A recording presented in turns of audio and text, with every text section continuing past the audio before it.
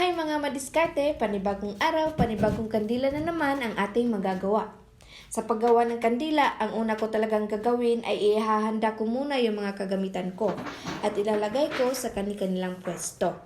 At pagkatapos po ay tutunawin ko agad itong parapina dahil matagal-tagal po ito bago matunaw. Ganyan po ang hitsura kapag hindi pa natutunaw itong ating parapina.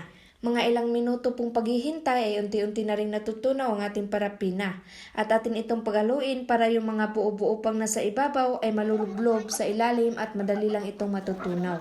Ito po ang kanyang itsura kapag tunaw na po talaga lahat ng parapina. Agad naman tayong pupesto sa ating upuan at maglalagay ng mitsa sa ating lagayan o sa ating pinagkabitan nito. Hindi po madali dahil marami-rami po itong kandilang ating gagawin ngayong araw. Pagkatapos po ay i-check natin kung okay na ba tayo magsimula sa paglublob ng mga mitsa. Sa paggawa din ito ay dapat kontrolado din natin yung temperatura ng ating parapina. Dahil hindi po pwedeng masobra ito sa init, dapat talaga sakto lang. Dahil kapag masobrahan ito sa init ay hindi talaga lalaki yung ating kandila kahit ilulublob pa natin ito ng 100 beses. Nakakangalay po talaga ito sa ating mga kamay mga kadiskarte pero okay lang naman kaysa sa wala tayong ginagawa.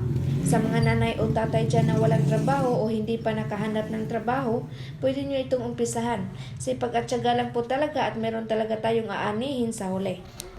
Ito na po ang mga kandila natin mga kadiskarte at kukunin na natin ito at ilalagay natin sa ating lagayan. Ito rin po ang pinakagusto kong part sa paggawa ng kandila mga kadiskarte dahil nakikita ko na yung mga natapos ko, lalo na't marami-rami na ay tiyak talagang gaganahan ako sa paggawa ng kandila. Sana po ay may natutunan kayo sa video ito. Please like, share, and follow my page mga kadiskarte. Maraming salamat sa panunood.